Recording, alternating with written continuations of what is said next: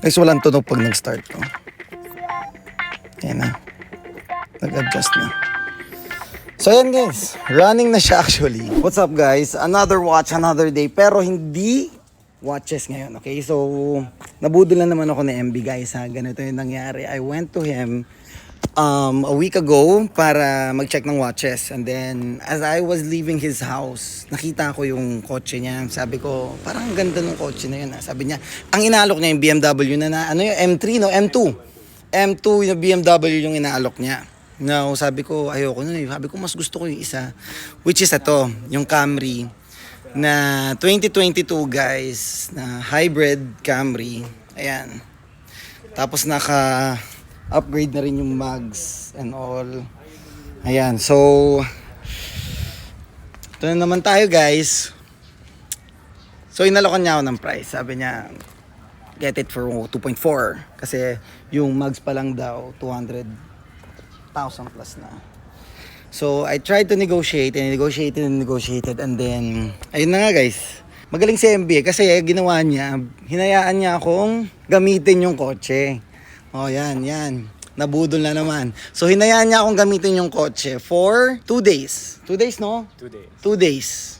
Siyempre, nung ginamit ko na, nag-cruise control ako, na nakita ko yung hybrid kung gaano ka-efficient.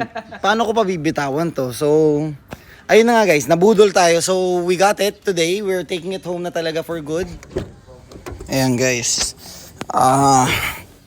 Damn. So, may mga relo pa ako dito. Start it up dito. Guys, walang tunog pag nag-start to. Ayan. Ay, wala pa yung susi. Ayan na. Nag-adjust na. So, ayan guys. Running na siya actually. As a roof deck, ayan, pakit-check ko yung sa likod. So, dito tayo guys. May bag there and everything. Yung console niyan dito pag binabayan, sobrang ganda rin. It's very comfy. Nabudol tayo guys, nabudol tayo ng Camry. I've never bought a Camry before. But I want efficiency, I want comfortability kasi. Reward sa sarili, di ba? Yun yung mga sinasabi naman natin para maano natin, ma-justify natin yung mga gastos natin sa mga kotse, reward sa sarili, di ba? Pero hindi ang kati. Anyway guys, congrats sa atin lahat, no? We were able to get this out of profits din to sa tagal natin nagre-relo, sa tagal natin nagbabayan sa mga kung ano-ano. This is out of profit talaga. So, yeah, reward natin sa sarili natin para may maganda tayong service. So, yun. Thank you so much. Patataasin natin agad yung milyahin ito, no? Saan ko kaya dadalhin to? Ayan, papers are there na. Brother, Thank you. Thank you. Tapos, done deal. Let's go home.